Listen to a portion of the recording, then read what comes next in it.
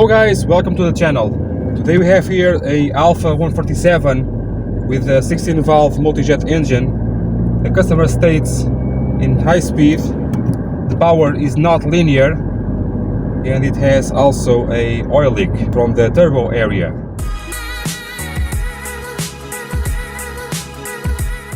Also, like always, I will do a road test to see if the car has more needs. In fact, I'm seeing here that the gear lever has display and also the trigger here for the reverse has no spring, possibly when replacing here the knob. The armrest here is broken. When I accelerate and deaccelerate, I can hear a clunking noise. Clock, clock, clock, clock. Possibly transmission shafts or the transmission shaft tip. The big nut may be loose, and I will check now the pressures of turbo, quantity of air and pressure of high pressure of diesel to see if I can spot any problems. I already did a video for that, for diagnosing lack of power on these engines. Down on the description it will be the video for that, a very thorough video for how to do that. But of course I can show you if I find anything over here. Also, when I brake, I have a brake failure warning. The customer said that it has problems here with this connector, and possibly it has. So I also will do a video for how to find if the problem is here and how to repair it. So the customer states that we have to pull hard on the car to really feel it. I can already tell you it does not take that long to realize that something is definitely wrong with it. What I mean is, as you accelerate, normally uphill is the best test that we can do. Uphill in fourth gear, press all the way down the accelerator pedal, and you can feel the car with this kind of behavior. It starts to pull and it pulls back, pulls up, pulls back. Okay, the power is very wave-like. Okay, even though your foot is always on the accelerator pedal all the way down. And I can see here, it's very difficult to see just with one person, that the pressure of the turbo and the air mass flow, it's not good. Mind you, this car has a remap. And as you know, I really hate remaps because, at least in Portugal, they disguise the figures. So the figures that I'm reading here may be wrong, may be fake. And I'm thinking I'm seeing here a good figure, but in fact I'm not. So I will have to discard that or not, probably with the original map. Let's see if I can find anything on the car, on the piping, on the intake pipe. But first of all, let's see here with more care. Okay, I don't know if you could feel it, but the car has a hesitation when accelerating. My master flow should be about 1200 milligrams when I have full throttle. And I can hear that transmission shaft or something clunking around. So I have here a good, nice piece of road. Turbo pressure. It's good. Too much. Good again. Too much. So the turbo pressure is wave-like. Not good at all. The car veers to the right also. Let's start with the basics. Let's control the vacuum lines for the turbo. Let's also see if the solenoid valve for the turbo is good or not. I can test another one if the vacuums are all okay, of course. And I have to see if the blanking of the EGR is not perforated with time. That happens sometimes. And I have to see if the intake pipe is not torn, because the master flow is falling in the turbo. This is not good at all.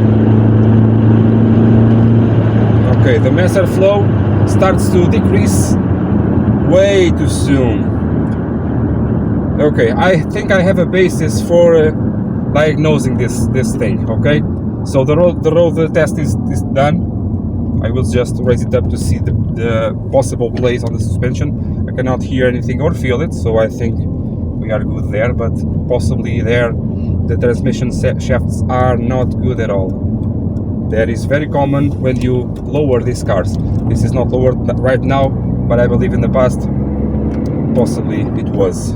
So starting here with the back, I can see here that the bump stops of the shock absorber are completely dead, and that means that the wheel, when going up, will rub against here the protection inside of the wheel arch. Also here the rim is bent. Normally happens a lot on these rims. On this side not as bad, but the bump stop is also starting to fall apart, and again means that this protection here will rub against the wheel because the wheel will go higher than it is supposed to. And also sometimes this protection over here swells up a little bit more because of the diesel gases and fumes and liquids that can and will go into this area, okay?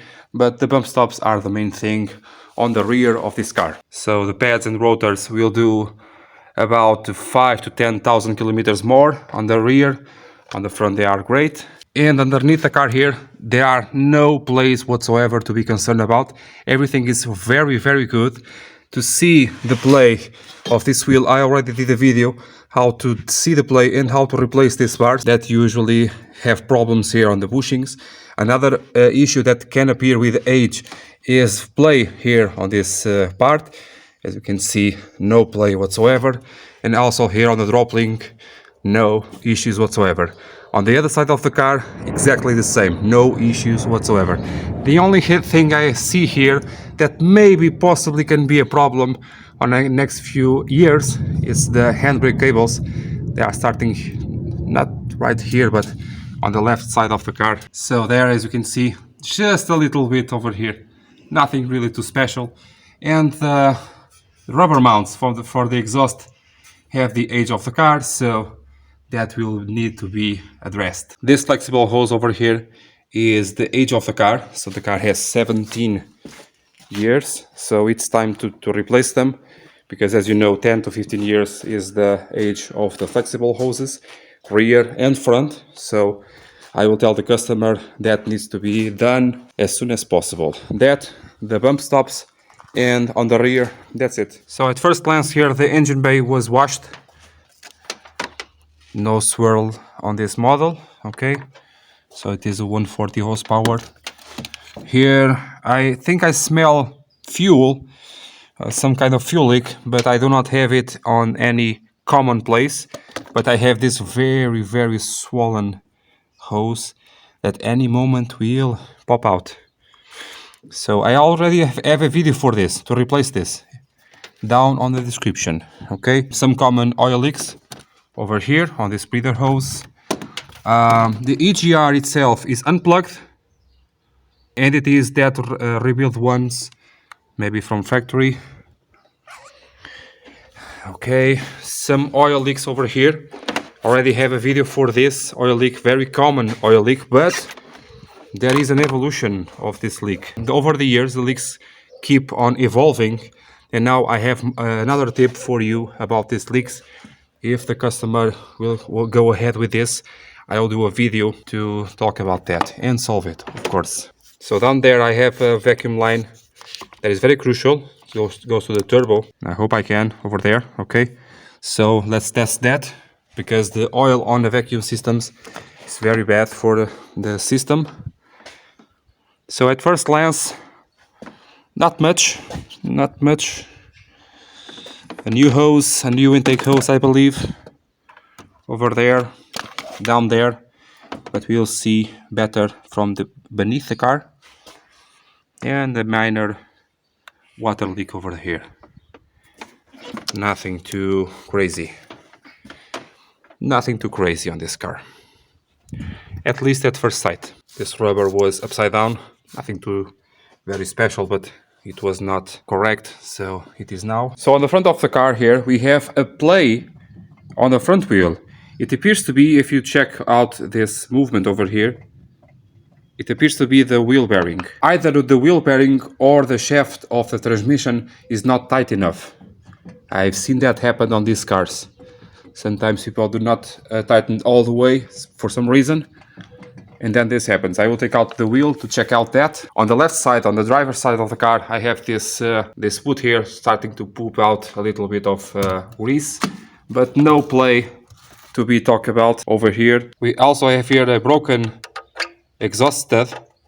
I already did a video for this, what is the cause and what we have to do in order to take care of this. It may also cause a problem with power, but not this symptom. I believe this broken stud does not make our symptom over here. Now the customer is concerned about an oil leak, and in fact we have here an oil leak, like I told you earlier, but that is not the only one. Otherwise, a very clean engine. I have the oil leak over here. Okay, this is fairly common. This loader pipe normally sweats out the oil. That is very common.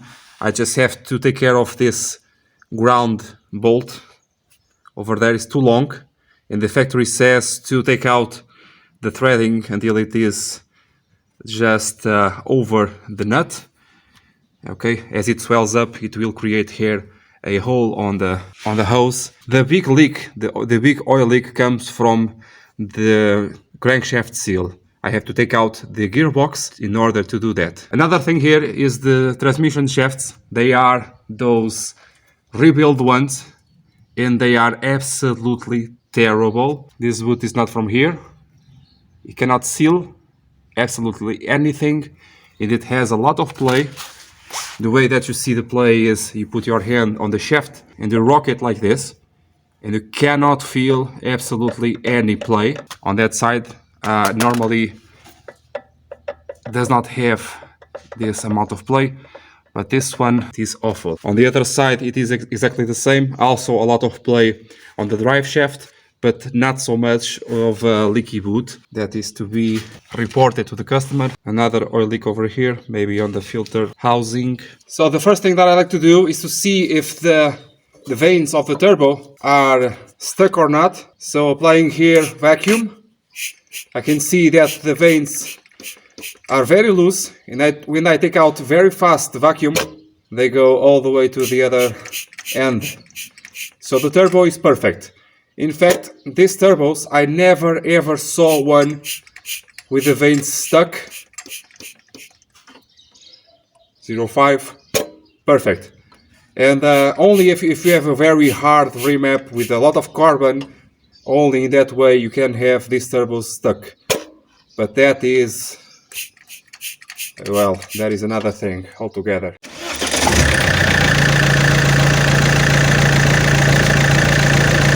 The next thing to test is if the electro valve, the solenoid, is passing the vacuum to the turbo, and it is with great velocity, in fact. And also we have here the confirmation that the vacuum system is operating at normal. After shutting off the car, you should not lose right away the vacuum. You have to wait a bit. And that also tells us that the vacuum, as you can see, that the vacuum hoses are not that bad. So let's carry on. Now this hard line here goes directly to the solenoid, the turbo solenoid, and it goes here to a bend over here on top, and that bend is full with oil.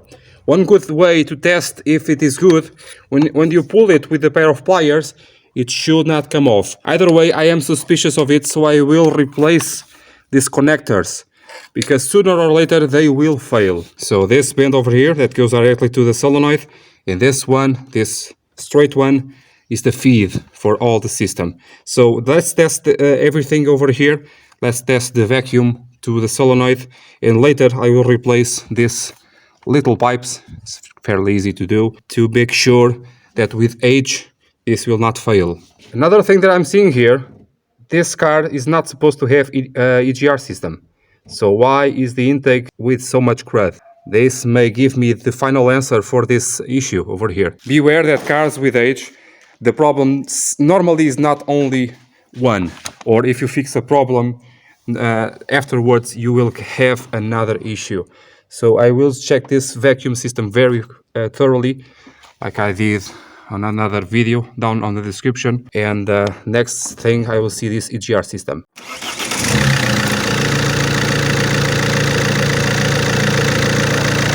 It takes a bit to suck up all the vacuum, because I opened the system and the vacuum box was open, so that box now is was full with air, and the vacuum pump has to remove all of that air. So if I switch off the car and on again, the vacuum should stay. The smooth shut off of the engine is working correctly, which is a sign that the system is very good. And I'm thinking here the vacuum system is near perfect. I just have 1 or 2 links to review, but nothing very crucial. And as you can see, the vacuum holds. This vacuum holding is on the box. The vacuum box itself is holding the vacuum, not the pump. Okay. First order of business is to take out here the plug for the pressure sensor, the turbo, or the map as you can call it. Make sure not to lose the screw or the bolt like I always do. Take it out very, very slowly and carefully, because sometimes they break. And I want to see if the EGR gases and the soot is on the sensor. And it is completely. And so the EGR, despite having the the plug unplugged, is still passing gases. So we have definitely a problem with EGR. So the EGR being unplugged, I fear that the force of the exhaust gases can open, in fact, the valve and maybe even stuck it open, because not working all the time, all day, may create that happening of stucking. We will test that, okay? Also, always use a testing gasket. I call it that because reasons. So it has to spring back as I push it down. And it does. Okay? So it is not stuck. Maybe at first a bit, but it is not stuck. So maybe the force of the exhaust gases can force it open. So my idea here is maybe the exhaust gases can force it open. So we have to use, absolutely have to use a special gasket so that does not happen. Putting the EGR valve back in, and on the lower gasket I will put the testing type of gasket, that special one. Okay, just the 4 bolts are in place. It's just a testing gasket, so I can make sure that the problem is in fact over here. Well, it is not correct, right? Because the intake manifold is filled with that soot. It cannot be like this. I just want to test this so I can tell the customer you have a problem with this, this and that, with the guarantee that what I'm saying is tested. So that is that. As you can see, I clean out here the sensor. I clean it with a product. I don't know if you have it in outside Portugal. It is called Mistalin. It is very corrosive, really very good product, but very corrosive, okay? So beware with your hands. It will be very hard on your hands. So make sure to use protections. Okay, so you can see the hole over there. I already did a video too about this sensor. We'll leave it down on the description. And I just put here a smidge of silicone grease to be easier to put in the hole. As you can see, it just goes in like nothing with this grease. Connect everything and let's see if it did work. So the center nut here did take a bit of torque. It is a little bit better now, but the play is still present. Not that much, but still present. The reason why this bearing is the way it is because of the drive shaft having too much play. The drive shaft vibrates with plays that it has, and in that way the wheel bearing also will create problems, okay? The lower control arms, left and right, have a little bit, just a little bit of play on the ball joints. They are very poor quality, these ones. And the swing arm, it has a little bit of play also on the center bushings. Nothing too much, nothing to be worried about right now. Something to warn the customer. And this ABS cable and the brake line are out of place also. So you will get that into place, and also check the left side if it is also like this. So this car lives near the coastline, and it has a little bit of corrosion on some places. There is a service news for this latch. I have a video down below if you want to see that. The service news and opening the latch without the cable. Kind of a hack, if you can call it so. When I was taking the wheels out, I noticed that some bolts were not that tight. That is on the other wheel, so I will confirm all the wheels. So this one is good. Still the same parameters. air quantity, air pressure and fuel pressure, because now I can have something new. You can ask me about the fault codes. What about the fault codes? There are none. Yeah, that is the thing. When remapping a car here in Portugal, fault codes are the first thing to go out the window. No fault codes whatsoever. Yes, that helps, and yes, that is not all. You should not ever guide yourself only by the fault codes, but on this case, no fault codes whatsoever. So only the parameters I have here to guide myself. The test is very simple. Just find the road with the uphill. All the testing power that I do it when going uphill. It's much easier. So third gear, 2000 RPM, and I think it's solved. I believe it is. Whoa, nice. So the feeling, I'm feeling it is solved. Okay. Now the numbers. The numbers were, I almost reached 1000 milligrams per cycle on the air quantity, but then it started to go down. It is normal to go down, but not that much. Not as much as this one goes, okay? And once again, these parameters here may be not true, because on remapping, yes, the lights are not still fixed, because on remapping they change the way that I see here on the machine. So air quantity 1000, still 1000, 900, perfect. It is perfect. Very much perfect. I still have to find a very cool uphill that I have up here, but yeah, the first feelings are very, very nice. So to sum up, every time you do a modification on the EGR system, you have to use the testing gasket to make sure that the EGR does not open with the force of the exhaust gases forcing behind the EGR valve. I just have just a little bit there on 3000.5 RPM, but I think it is the intake manifold now is so saturated with that gunk that it has to be removed, cleaned up, and then put it in again. But that is a consequence of the initial problem. So in order to understand this, let's imagine this. I have 1000 milligrams entering the engine. What measures that quantity of air is the mass airflow, right? Okay, so you have your mass airflow, you have your intake pipe to your turbo. The quantity of air that the engine sucks up is 1000 milligrams at any given time. Let's imagine 1000, okay? As soon as you have a false intake, being a torn intake pipe, being an EGR that is opening what is not supposed to open, some of the air does not pass through the measurement, does not pass through the mass airflow meter. So now having a false intake, some of that air will not be measured.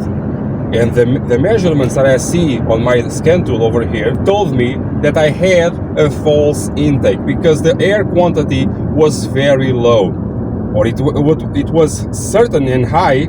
It was correct and high, but at a certain level it dropped a little bit more, okay?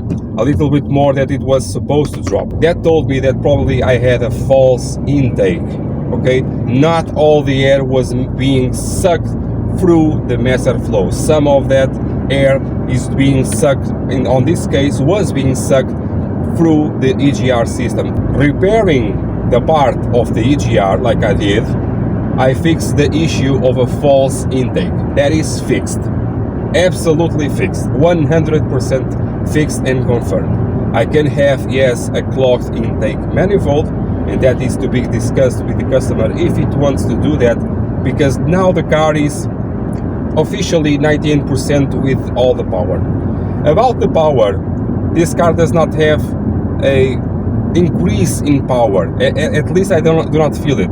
It is stock. But the remap now being done like this, I cannot test it to see if the values, the parameters, are completely true. What I'm getting with this is, before I had a very high hesitation at around 2000 RPM, 2500 RPM, okay? And now I do not have that. It is perfect. It pulls like crazy. But as soon as I reach 3500 RPM, the car has a very, very slight hesitation. that tells me that the problem is with the remap. Okay, because that is the area where the geometry of the turbo switches, and that is where the remaps here in Portugal fail. They cannot do the pressures correctly, the turbo pressures. So I will recommend the customer to put the original map on this car, only with the modification of the EGR in terms of software, because uphill, and yes, on the 3,500 RPM I have that slight, very slight hesitation, and I can see here that the turbo pressure is too much, and then it stabilizes again. So my vacuum system is perfect. My solenoid valve is new, because this car had a front impact, I already can see that, and the turbo itself is completely free. So the next step is to put the original map on this thing and do this the right way. I really hate remaps because of this. This is the remap. But the air quantity now is correct.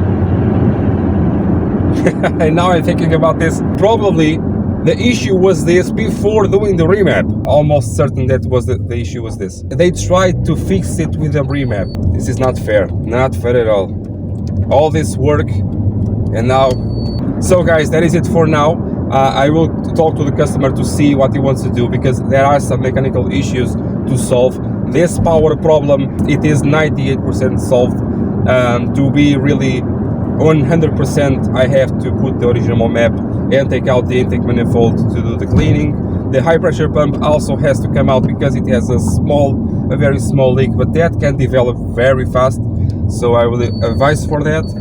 In the meantime, I will do a separate video for the brake lights over here, for the tail lights, the repair of the wires over here, okay? Down on the description there is a lot of information that can be useful for you. Also, down on the description there are 2 links for helps for the channel, a Patreon account and PayPal. I'll see you next time, guys. Bye!